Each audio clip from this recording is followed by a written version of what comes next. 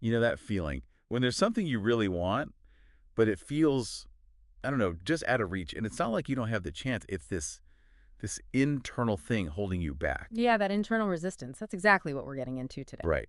Those common fears, like Mhm. being scared to put yourself out there, Yeah. risk getting a no, Yeah. or worrying you're just not going to be good enough. Or even that weird anxiety when things actually start going well, that fear of success. Exactly. And look, we're not talking deep-seated phobias here, like spiders or heights necessarily. Yeah. More those everyday kind of psychological hurdles. The ones that can really mess with what we decide to do, or more often what we decide not to do. Mm-hmm. And it's pretty wild when you think that the root of it all is this really ancient system in our brains, way back. I mean, the amygdala, the little almond-shaped bit. That's the one. It's basically our prehistoric danger detector, our internal alarm system. Okay, the alarm system, Oh, which kicks off the whole fight or flight thing we hear about. exactly. Which back then, facing a literal predator, Yeah. absolutely essential for survival. Made perfect sense. Get you ready to either run or fight for your life. Totally. You got that adrenaline surge, senses sharpen up, muscles tense, all about immediate survival. But things are a bit different now, aren't they? Mhm. The threats aren't usually charging at us with teeth. Precisely. That's the fascinating part. The same basic wiring is reacting, but often to these imagined futures, these what ifs that might never even happen. Okay, so that's kind of our mission for this deep dive then, yeah. Yeah. To really break down why these fears grab hold of us. And how to understand what's actually going on under the surface. Right.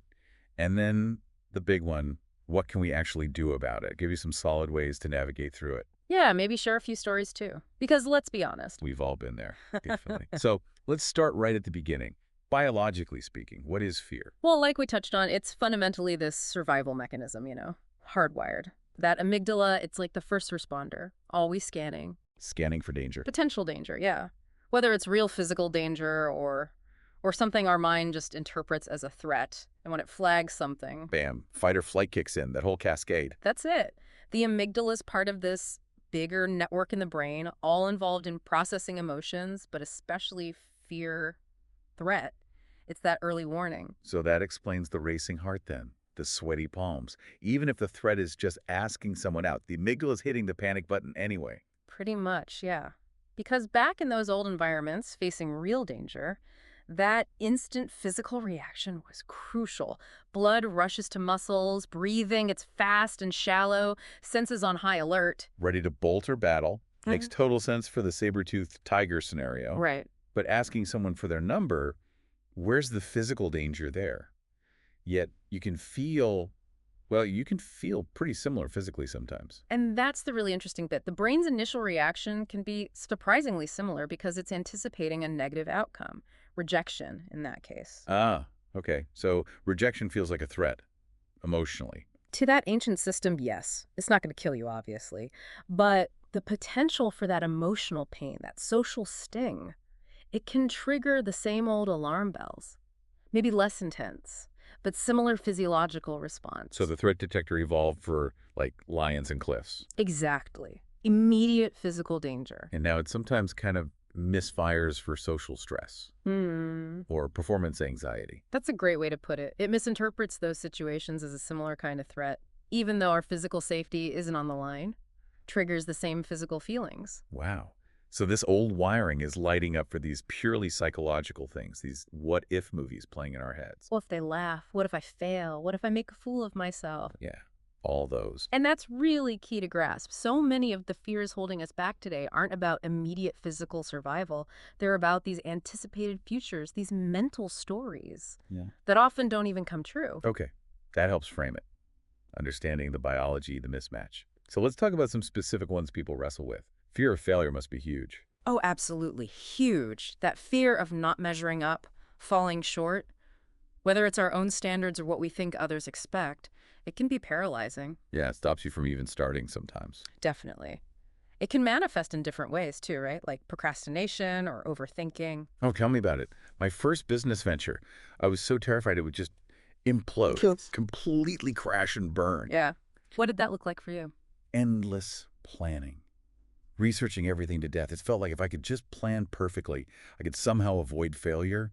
Looking back, it was pure anxiety driving that. trying to control the uncontrollable. That's classic. The excessive prep, the delaying. Yeah. It's the mind trying to manage that uncertainty, that potential pain of failing. So what happened when you finally, jumped in? Huh. Well, it certainly wasn't smooth sailing. Not by a long shot. There were definitely setbacks, things I hadn't foreseen, moments that felt like, yeah, this is it, total failure. Mhm. But honestly, those failures, and I kind of hesitate to even call them that, now they were where the real learning happened.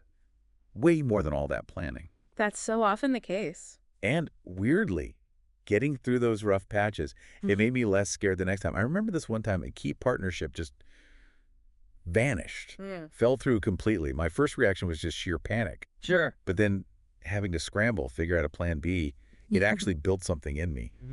Resilience, I guess. Didn't know I had it till then. That's such a critical point. Our idea of failure, the story we tell ourselves about how awful it will be, is usually way worse than the reality. Right. The anticipation is the killer. Exactly. And the reality, like you found, often gives you unexpected lessons, builds that inner strength. Okay, what's another really common one? Oh, boy. Public speaking. Hmm. For the longest time, that was my Mount Everest of fear. Just the thought of standing up in front of people Instant sweaty palms. instantly. And my voice would get all shapy and high-pitched. Hated it. Yeah, that's right up there, that feeling of being exposed, judged. It's Yeah. intense. How did you start to tackle that one? Slowly. Very slowly. Basically forcing myself into it. But starting small. Like, okay, I'll say something in this small team meeting. Then maybe volunteer for a slightly bigger but still low-stakes presentation. Kind of like exposure therapy, in a way, Yeah. gradually increasing the challenge. Exactly. And what I noticed almost every time was the buildup, the dread beforehand, was way, way worse than actually doing it. Once I got started, focused on what I wanted to say, the fear usually kind of faded into the background. That's a really common experience. The anticipation is often the peak of the anxiety. By facing it repeatedly, safely. You start proving to yourself it's not going to be catastrophic. Precisely. You gather evidence against the fear. You start to essentially rewire that response over time. It becomes less automatic, less overwhelming. Okay, so we've looked at some common fears, got a feel for the biology. Now the practical stuff, brass tacks. What strategies can people actually use to start overcoming these things? Right. Strategy number one, and it sounds simple, but it's powerful. Name it. Actually identify the fear. Give it a label. Just acknowledge it. Acknowledge it, maybe write it down. Even talk about it with someone you trust. Just bringing it out of the shadows, defining it, that takes away some of its power. Yeah, that makes sense. Like turning the light on in that dark closet. The monster shrinks when you see it clearly. Exactly that. The vague, unnamed dread is often scarier than a defined challenge. Okay, second strategy. Actively visualize success. Oh, like mental rehearsal. Exactly. Our brains are surprisingly responsive to imagery, so instead of running those disaster movies in your head, The what if it goes wrong ones. right, consciously, vividly, imagine it going right. Picture the successful outcome. Feel the confidence, the accomplishment. So if I'm nervous about, say, a job interview, instead of picturing myself freezing up, Picture yourself answering confidently. See the interviewer nodding, smiling. Feel that sense of connection and competence. It builds belief. okay, I like that. Mental practice for a positive outcome. What's next? Strategy 3. Take small steps. Big fears rarely vanish overnight. Break it down. Like the elephant, one bite at a time. Perfect analogy. If the big goal seems terrifying, what's one tiny, manageable step you can take towards it? Build momentum. Right, so if networking events feel overwhelming, maybe the first step is just sending one email Yeah. or having one virtual coffee. Exactly. Each small success builds confidence and chips away at the fear. It's like you don't have to charge the dragon's cave immediately. Just Yeah. get a little closer today than you were yesterday. Get closer to the cave. I like that visual. Okay, what's number 4? Number 4, consciously surround yourself with courage. Pay attention to who you spend time with. How so?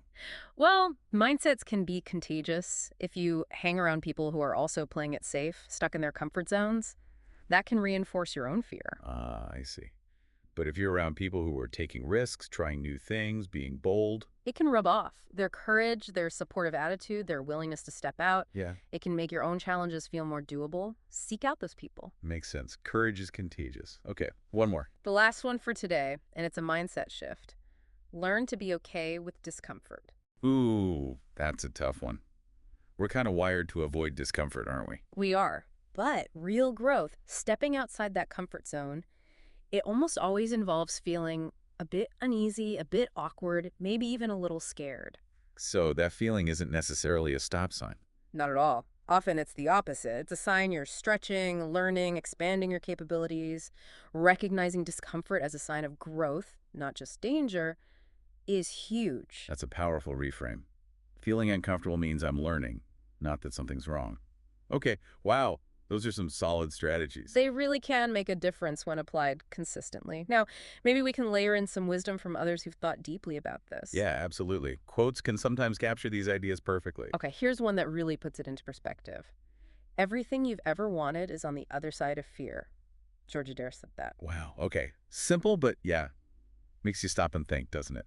What opportunities, what experiences are waiting just beyond that wall of anxiety? It really does. And then there's Nelson Mandela, who had more reason than most to understand fear and courage. Yeah. He said, I learned that courage was not the absence of fear, but the triumph over it. Not the absence of fear, but the triumph over it. That's so important. It's not about magically becoming fearless. Not at all. That's a misconception. Courage isn't about not feeling fear. It's about feeling it, acknowledging it. And doing the thing anyway, acting despite the fear. Exactly. Making the conscious choice not to let the fear be the deciding factor. That's the triumph. Okay, this has been incredibly insightful. As we start to wrap up this deep dive, if you had to boil it down, what are maybe 3 key things you really want listeners to take away? Okay, 3 things. First, fear is normal. Yeah. Seriously. Feeling scared doesn't mean you're weak or broken. It's human. Often it just means you're pushing your boundaries, stepping into growth territory. Right, you're not alone in feeling it. Everyone does. Absolutely. Second, take action anyway. Don't wait for the fear to magically disappear before you go after something. That day might never come. Small steps, bold steps. Just move forward with the fear. Feel the fear and do it anyway. That phrase keeps coming back. It's a classic for a reason. And third, celebrate your courage. Acknowledge when you face a fear, big or small. Give yourself credit for stepping up. Focus on your bravery, not just the fear itself. That's crucial. We're often so focused on the discomfort, we forget to recognize the strength it took to face it. Exactly. So please, remember, this is part of the human experience. You absolutely have the strength within you to navigate these feelings. You really do. That's a great closing thought. So maybe something for you, the listener, to ponder as you go about your day. What's just one small thing, one tiny step you could maybe take today to just gently nudge yourself towards facing something you've been avoiding out of fear? You might just surprise yourself.